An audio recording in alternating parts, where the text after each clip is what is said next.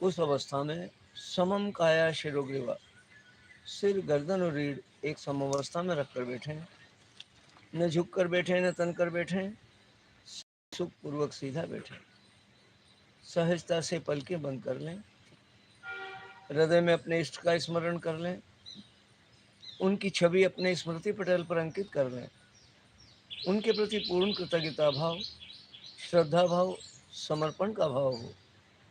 सृष्टि के अधिभूत स्वरूप नाद रूप ओंकार की आराधना मेरे साथ स्वर में स्वर मिलाकर समवेत स्वर में 3 बार ओंकार का नाद करेंगे। दोनों हाथ परस्पर जोड़ लें।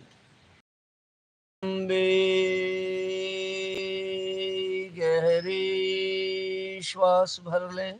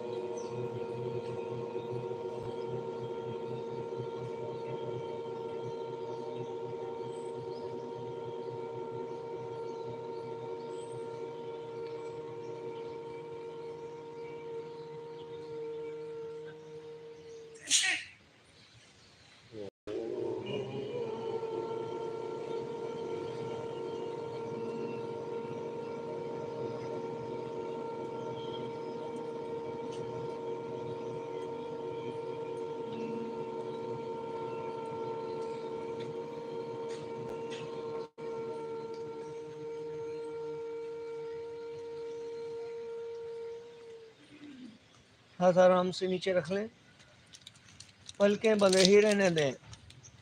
सहज भाव से बह रही श्वास को अपने स्वाभाविक वेग से बहने दें। अपनी ओर से श्वास लेने, छोड़ने अथवा रोकने का प्रयास न करें। लेश मात्र भी प्रयत्न नहीं, तनिक सी भी चेष्टा नहीं, जरा सी भी कोशिश न हो।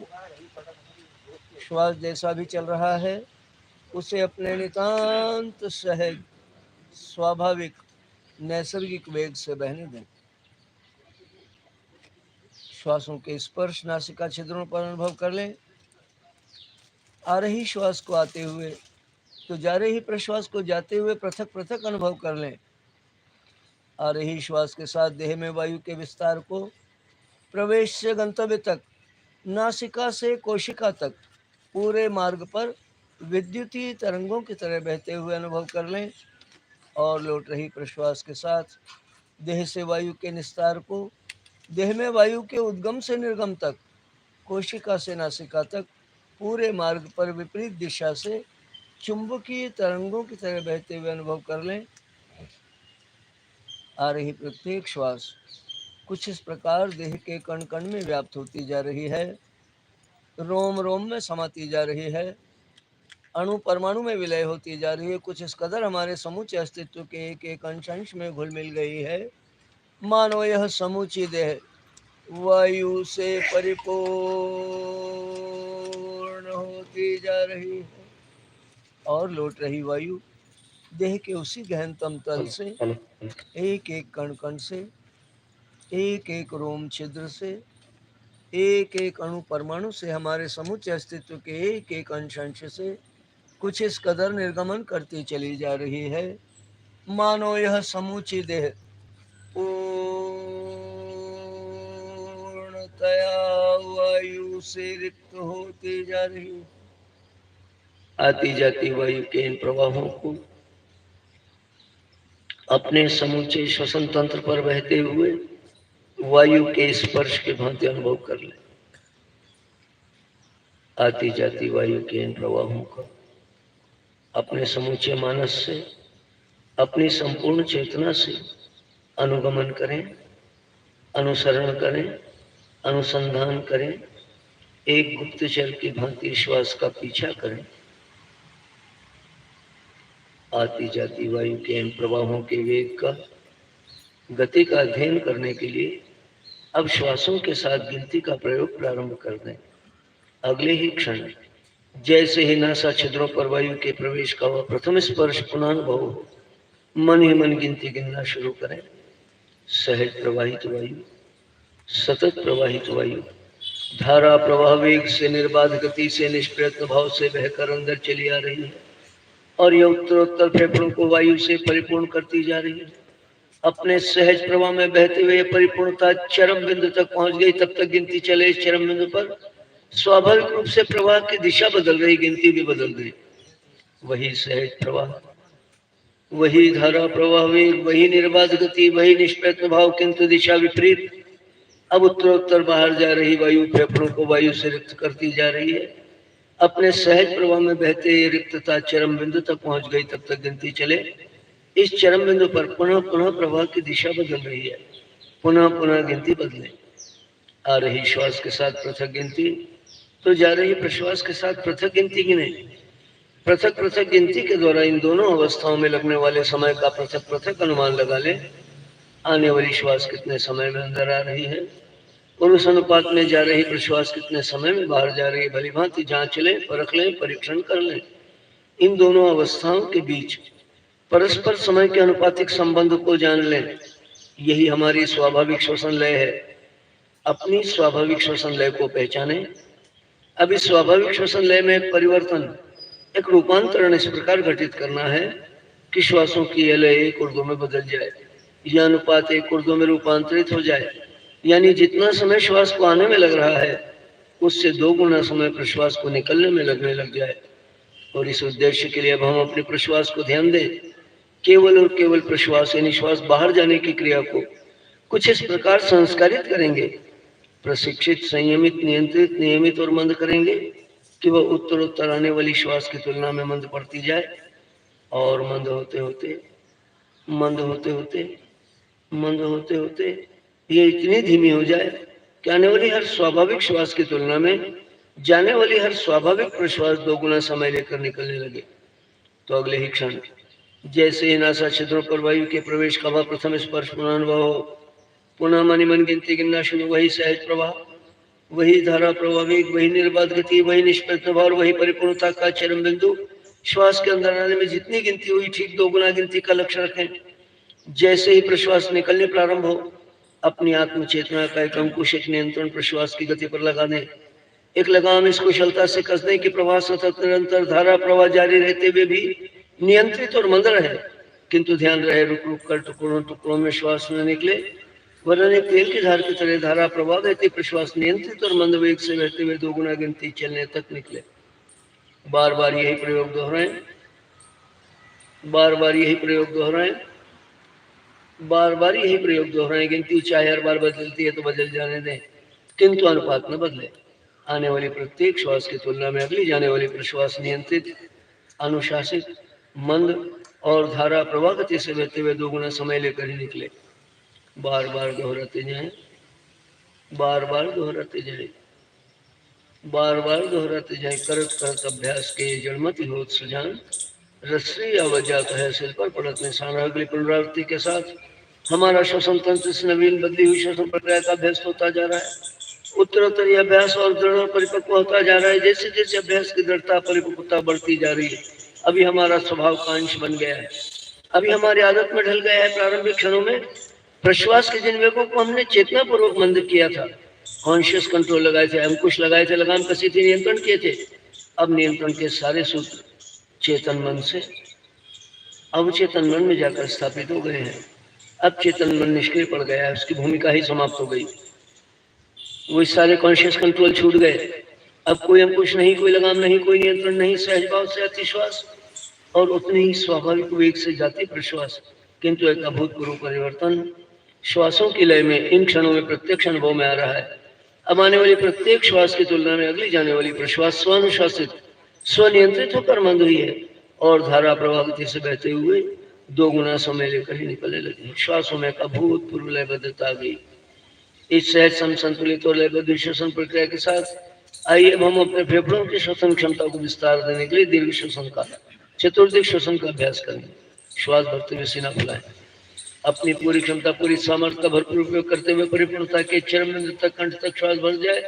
कंधे फैलाते हुए और गहरी श्वास, कंधे शिथिल, सहज मंद प्रश्वास, सीना शिथिल, निरंतर प्रश्वास, नाभि का संकुचन प्रयत्न करो और गहन प्रश्वास, मूलाधार का कुंचन परिपूर्ण प्रश्वास, मूलबंध शिथिल, सहज श्वास, नाभि शिथिल, निरंतर श्वास, सीने का विस्तार प्रयत्न करो और दीर्घ श्वास, कंधों का विस्तार परिपूर्ण श्वास, कंधे शिथिल, सहज मंद प्रश्वास, सीना शिथिल, निरंतर प्रश्वास, नाभि का संकुचन प्रयत्न करो और गहन प्रश्वास, मूलाधार का कुंचन परिपूर्ण प्रश्वास, मूलबंध शिथिल, सहज श्वास, नाभि शिथिल, निरंतर श्वास, सीने का विस्तार प्रयत्न करो और दीर्घ श्वास, कंधों का विस्तार परिपूर्ण श्वास, कंधे शिथिल, सहज मंद प्रश्वास, सीना शिथिल, निरंतर प्रश्वास, नाभि का संकुचन प्रयत्न करो और गहन प्रश्वास, मूलाधार का कुंचन परिपूर्ण प्रश्वास, मूलबंध शिथिल, सहज श्वास, नाभि शिथिल, निरंतर श्वास, सीने का विस्तार प्रयत्न करो और दीर्घ श्वास, कंधों का विस्तार परिपूर्ण श्वास। यहीं से उड़ान बंद की क्रिया भी साथ में जोड़ेंगे। कंधे शिथिल, सहज मंद प्रश्वास, सीना शिथिल, निरंतर प्रश्वास, नाभि का संकुचन प्रयत्न करो और गहन प्रश्वास, मूलाधार का कुंचन परिपूर्ण प्रश्वास, सीने का विस्तार, उड़ान बंद। श्वास बाहरी रुका हुआ, नाभि पर संकुचन, धीरे से सीना ढीला, नाभि ढीली, मूल बंद ढीला, सहज साधारण श्वास। एक बार पुनः दोहराएंगे ये क्रिया। श्वास भरें, सीना फुलाएं, कंधे फैलाते हुए परिपूर्ण श्वास, कंधे ढीले छोड़ते जाएं, सहज मंद प्रश्वास, सीना ढीला छोड़ते जाएं, लगातार प्रश्वास, नाभि का संकुचन करते हुए और गहन प्रश्वास, मूलाधार का कुंचन परिपूर्ण प्रश्वास, सीने का विस्तार, उड़ान बंद।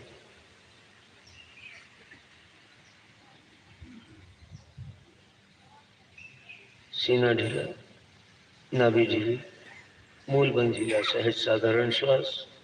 स्वर परीक्षण कर लें, मुद्रा धारण कर लें। अनुलोम विलोम की अब आज केवल 2 आवृत्तियां, समय कम है अपने पास, केवल 2 आवृत्तियां अनुलोम विलोम की, आंतर कुंभक बहिर कुंभक दोनों के साथ। तो जो सुर तीव्र वेग से चल रहा है उसको खुला रखें, जो मंद है उसको बंद कर लें। जिस स्वर को खुला रखा है उस स्वर से परिपूर्ण पूरक करें। आंतर कुंभक,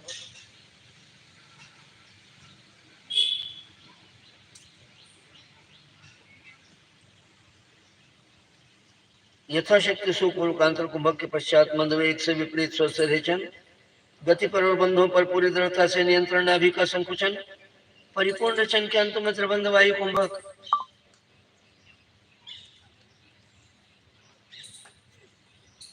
विपरीत क्रम से बंध शिथिल, जिस स्वर से रेचन किया था वायु कुंभक किया था उसी स्वर से परिपूर्ण पूरक आंतर कुंभक।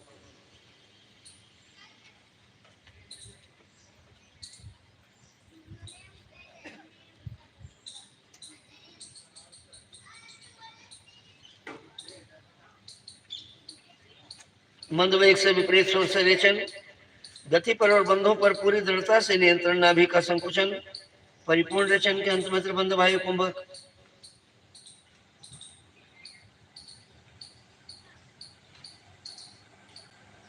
विपरीत क्रम से बंध शिथिल, एक आवृत्ति पूर्ण हुई, दूसरी प्रारंभ।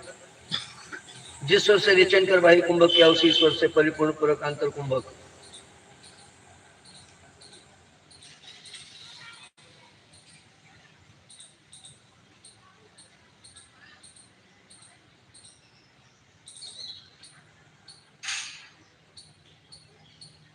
मंद वेग से विपरीत स्वर से रेचन, गति पर और बंधों पर पूरी दृढ़ता से नियंत्रण, नाभि का संकुचन, परिपूर्ण रेचन के अंत में त्रिबंध वायु कुंभक।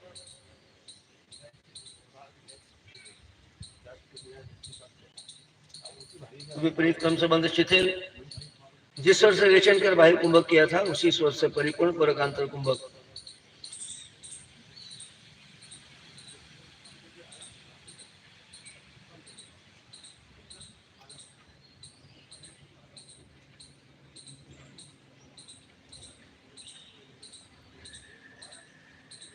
मंदवेग से विपरीत स्वर से रेचन, गति पर और बंधों पर पूरी दृढ़ता से नियंत्रण, नाभि का संकुचन, परिपूर्ण चन के अंत में त्रिबंध वायु कुंभक।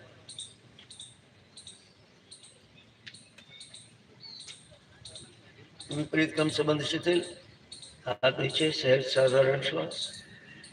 इस अनुलोम विलोम की प्रक्रिया में किसी को कोई कठिनाई आ रही? अब सब प्रक्रिया पूरी तरह स्पष्ट है, कोई संदेह नहीं, हम कर पा रहे हैं। तो अब यहाँ से सुषुम्ना के क्षेत्र में प्रवेश। पहला प्रयोग शक्ति चालिनी मुद्रा, बायां नथुना बंद, दाहिने से परिपूर्ण पूरक आंतर कुंभक।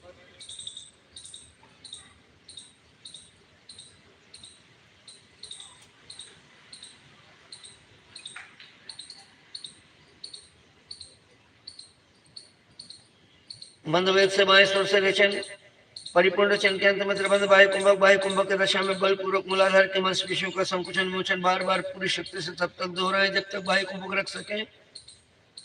हर आघात उत्तरोत्तर तीव्र होता जाए, आघातों के संवेग रीढ़ तक अनुभव करें।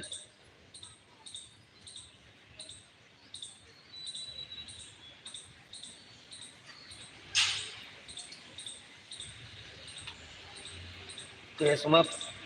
विपरीत क्रम से बंध शिथिल, सहज साधारण श्वास।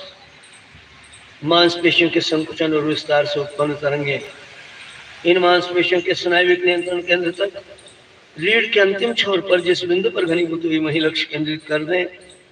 केवल मात्र उसी का चिंतन मनन, उसी का दर्शन करें। जिस बिंदु पर ये संवेग घनीभूत हुए हैं वही मूलाधार चक्र है। मूलाधार चक्र की स्पष्ट पहचान, प्रत्यक्ष बोध, साक्षात दर्शन। अब लेश मात्र भी संदेह बाकी नहीं। हमने अपनी रीढ़ में मूलाधार चक्र की स्थिति को भली भांति पहचान लिया है। तब अगले सोपान पर वज्रोली मुद्रा, दोनों स्वर से परिपूर्ण पूरकांतर कुंभक।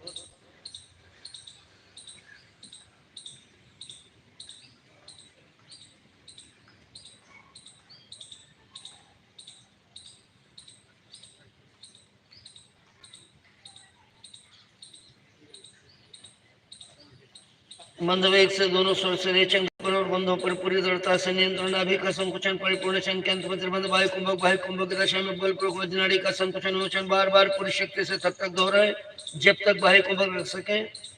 उत्तरोत्तर आघात तीव्र होते जाए, मांसपेशियां पूरे बल से संकुचित हो, संवेग रीढ़ तक अनुभव करें।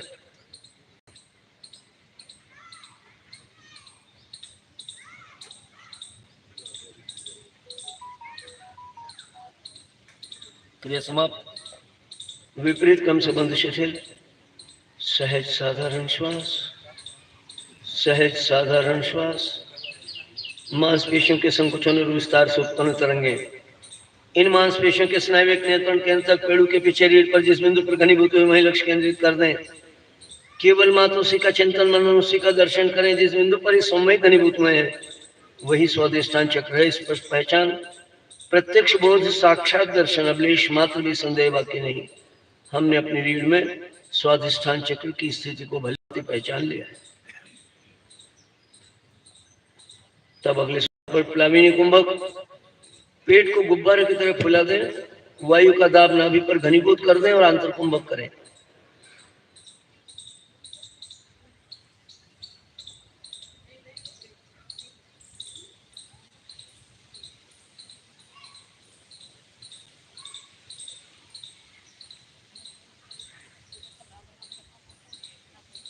मंदवेग से दोनों स्वर से रेचन, गति पर और बंधों पर पूरी दृढ़ता से नियंत्रण, नाभि का संकुचन, परिपूर्ण रेचन के अंत में त्रिबंध वायु कुंभक करें।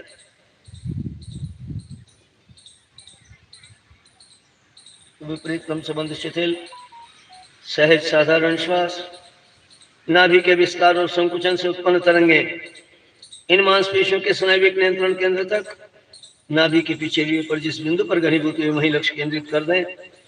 केवल मात्र उसी का चिंतन मनन, उसी का दर्शन करें। जिस बिंदु पर ये संवेग घनीभूत है वही मणिपुर चक्र है। मणिपुर चक्र की स्पष्ट पहचान, प्रत्यक्ष बोध, साक्षात दर्शन। अब लेश मात्र भी संदेह बाकी नहीं।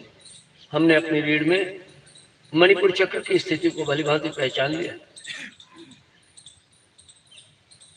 अगले सोपान पर जठराग्नि को प्रदीप्त करने वाली प्रक्रिया, अग्निसार क्रिया, वेग पूर्वक नाभि का संकुचन और वेग पूर्वक रेचन, सहज पूर्वक और वेग पूर्वक रेचन। धीरे धीरे शुरू कर लयबद्धता से गति बढ़ाएं, परिपूर्ण गति पर पहुंचकर सहज साधारण श्वास।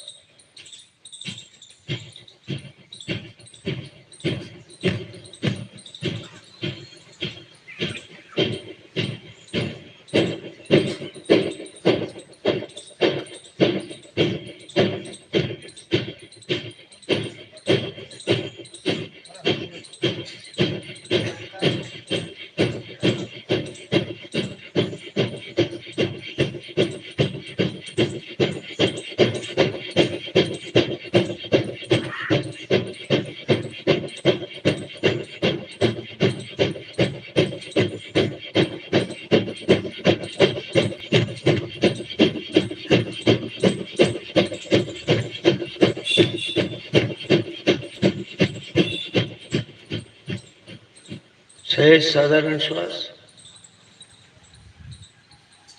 घर्षण से उत्पन्न ऊष्मा सारी देह में व्याप्त हुई है। सारी देह भट्टी की तरह उष्ण और तप्त होती जा रही है। उष्ण हुआ प्राण ऊर्ध्वरेतस हो रहा है, ऊपर की ओर चढ़ने के स्वभाव वाला हुआ है। नाभि के विस्तार और संकुचन से उत्पन्न तरंगे उसी बिंदु पर घनीभूत हुई जहां हमने प्लाविनी कुंभक के परिणाम अनुभव किए थे, वहीं ध्यान केंद्रित रहे। केवल मात्र उसी का चिंतन मनन, उसी का दर्शन करें। और अब अगले सोपान पर मुंह से उदर तक के पूरे अन्न मार्ग का शोधन करने के लिए वायु भक्षण।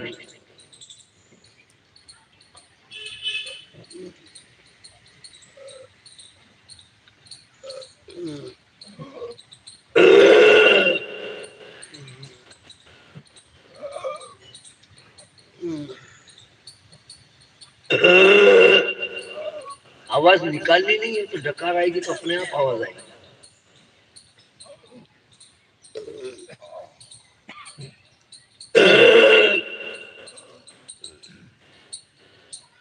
अगले सोपान पर अब कल हमने जिस प्रयोग की चर्चा की थी, आज उसको फिर एक बार हम सैद्धांतिक रूप से समझ ले, उसका व्यवहारिक पक्ष जान ले। भस्त्रिका प्राणायाम। भस्त्रिका यानी धोकनी। तो जैसे धोकनी कंप्रेशर कैसे चलता है, आपने साइकिल में कभी हवा भरी होगी बचपन में, पिस्टन ऊपर नीचे चलता है, तब हवा फोर्स से उस वायु के मार्ग से बाहर निकलती है। तो जब जब पिस्टन ऊपर आता है, श्वास बाहर की हवा अंदर आती है, और जैसे आप नीचे प्रेस करते हो उसको, वो हवा नली से तेज गति से बाहर जाती है। हमको भी यही एक्शन करना है।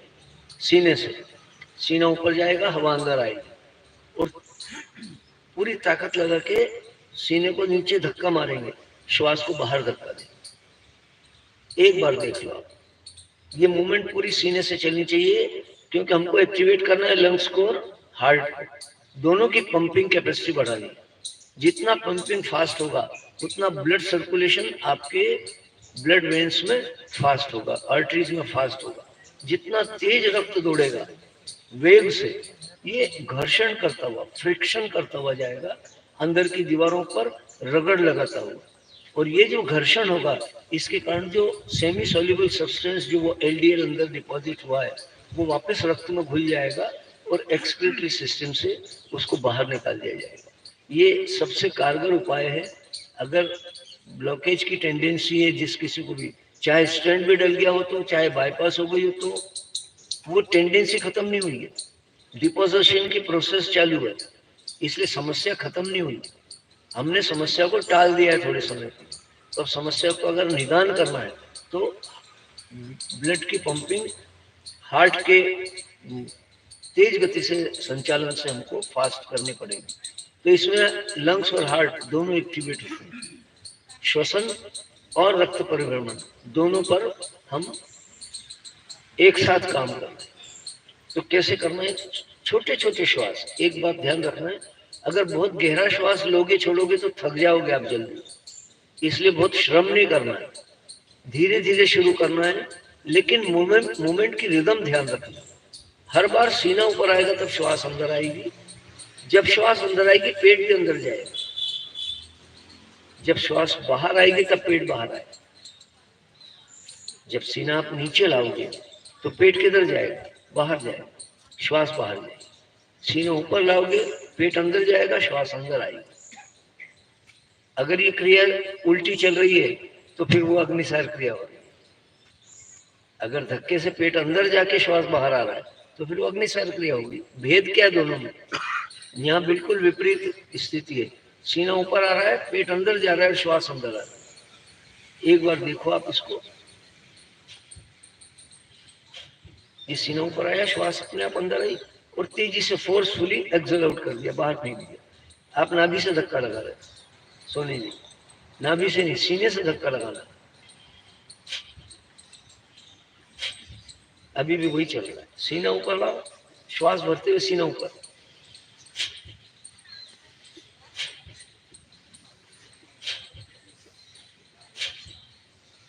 कंधे मत उठाओ, केवल सीना। सीना बाहर कैसा फुलाते हैं? श्वास भरने के लिए।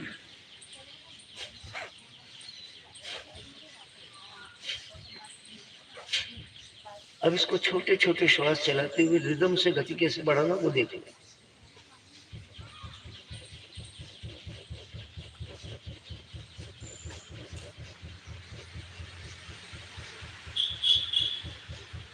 छोटा छोटा श्वास चल रहा है, केवल कंठ से हृदय से कंठ तक आ रहा है और जा रहा है, ज्यादा गहरा नहीं ले रहे हैं। और जल्दी जल्दी चल रहा है, रिदम से दोनों फास्ट चल रहे हैं। हार्ट की बीट्स भी बढ़ रही है और लंग्स भी फास्ट मूवमेंट कर रहे हैं।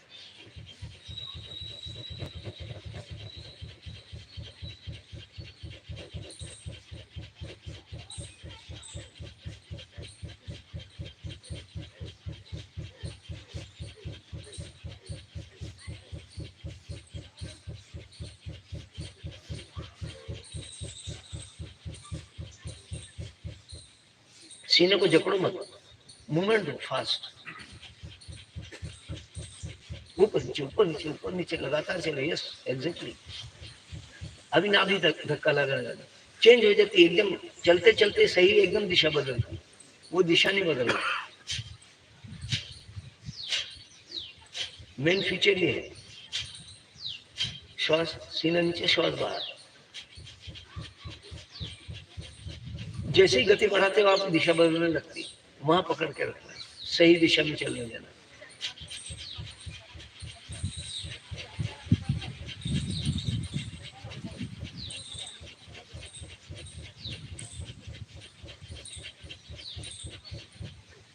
चलो चलो, थोड़ा अनुभव में आएगा। बार बार आप रिपीट करोगे तब बात समझेंगे। बहुत से लोग बहुत अच्छे ढंग से कर रहे हैं, बहुत अच्छे तरीके से, बिल्कुल। पर ये कंधों को भी जकड़ के मत रखो, ढीला छोड़ के रखो, मूवमेंट केवल यहाँ पे।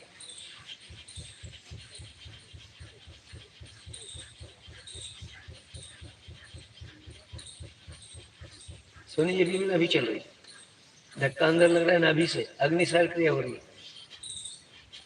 एक एक स्ट्रोक पकड़ो ना आप, सीने को कर लो।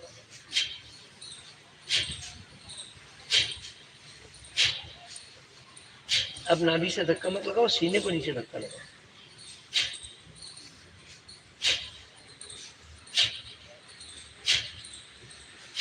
वो आदत पड़ी हुई पुरानी, वो जाने रही, उसमें सुधार करना पड़ेगा। कांच के आगे बैठ के करना, आईने के सामने, तब समझ में आएगी मूवमेंट में कहाँ गड़बड़ होता है। अधिकांश लोगों को ठीक ठीक बनने लगा है, समझ में आ गया। तो ये इसका पूर्वार्ध है, केवल आधा हिस्सा। आधे हिस्से में खूब मूवमेंट दिया हमने, जितना फास्ट दे सकते हो, यानी वो लोकल ट्रेन की तरह शुरू हो और राजधानी एक्सप्रेस की तरह गति उसकी बढ़ जाए। ये तेज चला, खूब तेज चला के जब आप रुको, थकने लगोगे तो रुको, थोड़ी रुको, बाएं नथुना बंद करके दाहिने से पूरक करना, आंतर कुंभक करना, फिर बाएं से रेचन करना और बाह्य कुंभक करना, तब क्रिया पूर्ण होगी।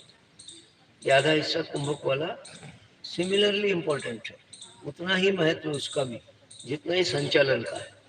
ठीक है, तो एक बार आप देख लो, पूरी प्रक्रिया में कर रहा हूँ, फिर सब हम साथ में करें, ठीक है?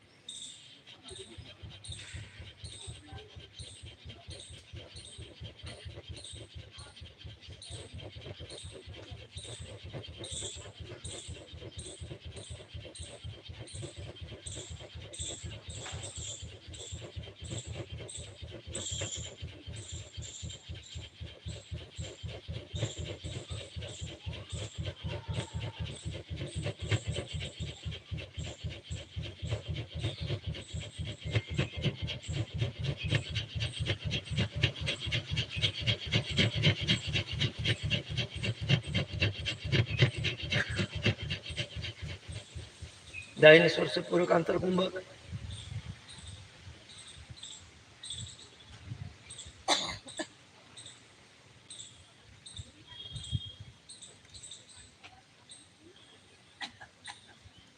मंद वेग से बाएं से रेचन, गति पर और बंधों पर पूरी दृढ़ता से नियंत्रण, नाभि का संकुचन, परिपूर्ण रेचन के अंत में त्रिबंध वायु कुंभक,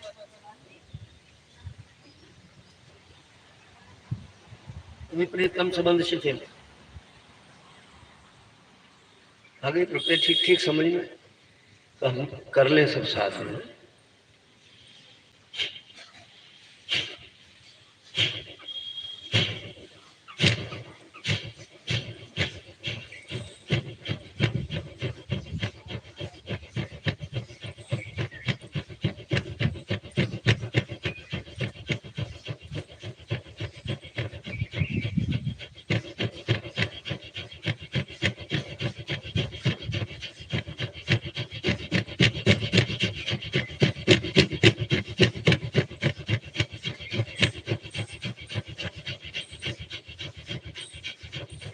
दाहिने स्वर से पूरक अंतर कुंभक,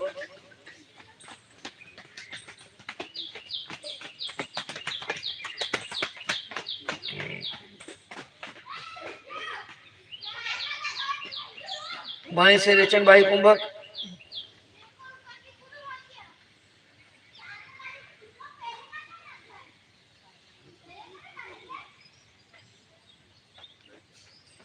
विपरीत कम संबंध शिथिल। सहज साधारण श्वास, सहज साधारण श्वास, प्रचंड वेग रक्त के देह की रग रग से अनुभव हो रहे हैं। सारी रक्त वाहिनियों में तेज गति से रक्त दौड़ता हुआ महसूस हो रहा है। हृदय की धड़कनें तीव्र हुई है। प्रचंड वेग वायु के देह के रोम रोम से अनुभव हो रहे हैं। शरीर का एक एक रोम रोम वायु के इन तीव्र वेगों से रोमांचित हो गया है। प्रचंड उष्मा देह के कण कण में व्याप्त हुई है। सारी देह भट्टी की तरह उष्ण और तप्त होती जा रही है और उष्ण हुआ प्राण ऊर्ध्वरेतस हो रहा है और ऊपर की तरफ चढ़ता चला जा रहा है। सीने की मांसपेशियों के विस्तार और संकुचन से उत्पन्न तरंगे इन मांसपेशियों के स्नायविक नियंत्रण केंद्र तक हृदय के पीछे रीढ़ पर जिस बिंदु पर घनीभूत हुई है वहीं लक्ष्य केंद्रित कर दें। केवल मात्र उसी का चिंतन मनन, उसी का दर्शन करें। जिस बिंदु पर ये समय घनीभूत हुए हैं वही अनाहत चक्र है। अनाहत चक्र की स्पष्ट पहचान, प्रत्यक्ष बोध, साक्षात दर्शन। अब लेश मात्र भी संदेह बाकी नहीं। हमने अपनी रीढ़ में अनाहत चक्र की स्थिति को भली भांति पहचान ली। कुछ फिजिकल मूवमेंट सीने का क्यों जरूरी है? जब तक सीने से मूवमेंट नहीं होगा, वो मसल्स एक्टिवेट नहीं होंगी, तब तक स्नायु तंत्र पर कहां से संकेत मिलेंगे? तो इसलिए नाभि को नहीं चलाना है, सीने को ही चलाना है। ये मूवमेंट सारी सीने से, और वो तेज गति से रक्त दौड़ता हुआ महसूस हुआ। अगर पूरी स्पीड से आपने किया है तो सारे शरीर में जो ब्लड फ्लो बढ़ा है वो फील होता है, अनुभव में आता है। वायु जो तेज गति से बही है, शरीर का एक एक रोम रोम खुलने लगता है, जैसे एक एक रोम रोम वायु ले रहा है, सांस ले रहा है, और ऊष्मा बढ़ जाती है। ताप बढ़ा हुआ महसूस हुआ होगा आपको सबको। शरीर थोड़ा सा उष्ण हुआ तब तो ये ऊष्मा उत्तर हम बढ़ाते जा रहे हैं। अग्निसार क्रिया से भी ऊष्मा बढ़ाई, अभी भस्त्रिका से ऊष्मा बढ़ाई। क्यों बढ़ाई? हमारे शरीर में प्राण वायु पर आश्रित है, डिपेंड है, उसी पर सवार होकर के बह रहा है। इसलिए उसमें वायु के सारे, और वो स्वयं अरूप है, उसका अपना कोई आकार प्रकार नहीं, कोई देह या उसकी आकृति नहीं है, वो तो जिसके साथ जुड़ा उसके स्वरूप का हो गया। तो वायु के साथ प्राण जुड़ा है, क्योंकि प्राण अपने आप में मूल ऊर्जा तत्व है, एनर्जी, और वो वायु के साथ जुड़ा, तो वायु के सारे गुण धर्म उसमें आ गए। तो वायु जब जब ऊष्म होता है, तप्त होता है, ऊर्ध्वगमन करता है। हवा हल्की होकर के ऊपर उठती है जब जब गर्मियां होती है। हमने गर्मी की ऋतु में भी अनुभव कर लिया होगा, गर्मियों में हवा हल्की होकर के ऊपर उठती है।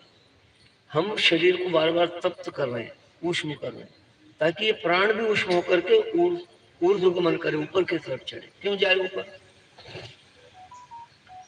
हमारी जीवनी शक्ति का केंद्र हमारा ये सबसे मस्तक के शीर्ष भाग पिट्यूटरी ग्लैंड, यहाँ से आने वाला सिक्रेशन ही हमारे मेटाबॉलिक रेट को कमांड करता है।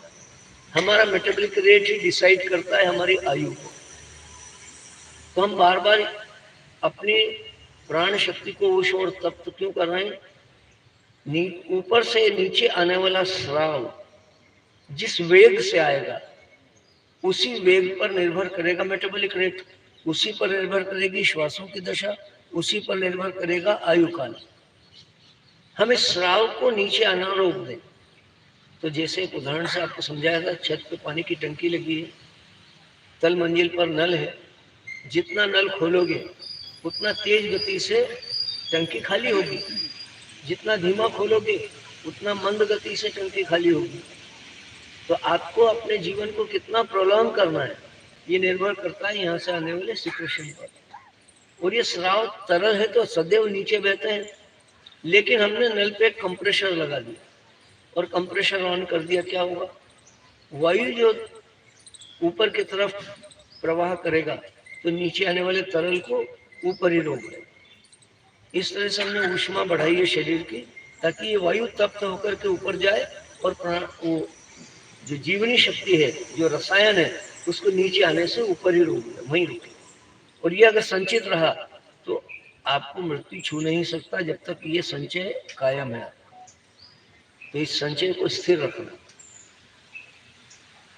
ये उद्देश्य है तप्त करने का।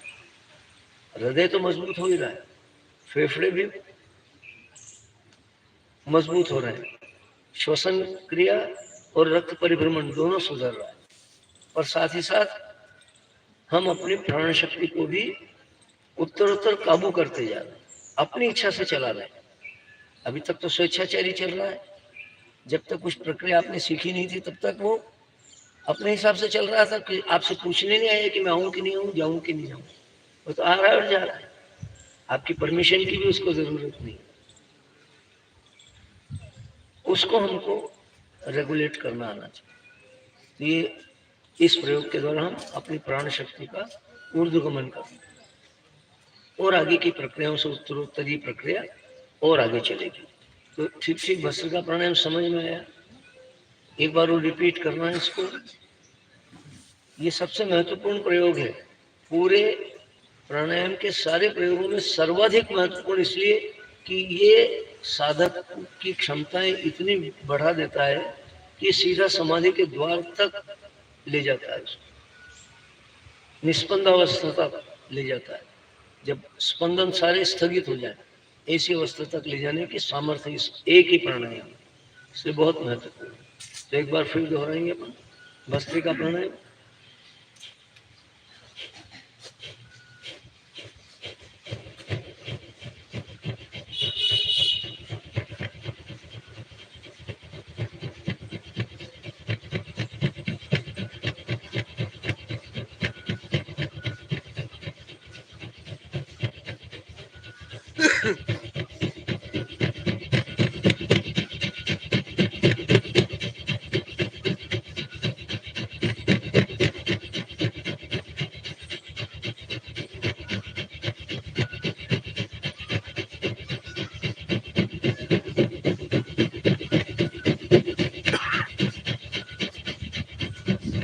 दाहिने स्वर से पूरक अंतर कुंभक,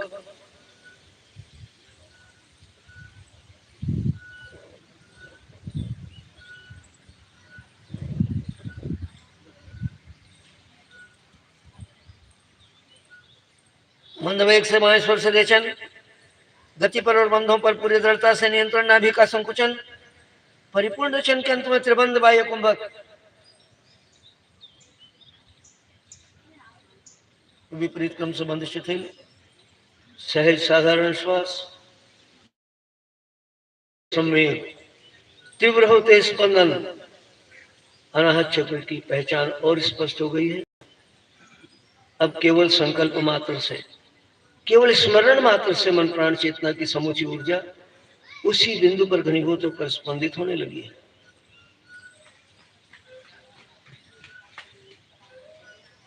उत्तरोत्तर प्रचंड होते समय तीव्र होते स्पंदन उन्हें आत्मसात करें। तो ठीक ठीक प्रक्रिया समझ में आ गई। आगे के दिनों में हम और दोहराएंगे और धीरे धीरे उत्तरोत्तर सुधार आता जाएगा। अभी भी मैं देख रहा हूँ, जहाँ तक देख पा रहा हूँ, कुछ लोगों को अभी भी जो पुरानी आदत पड़ी है वो कपालभाति वाली, तो वो बीच बीच में आकर के दिशा बदल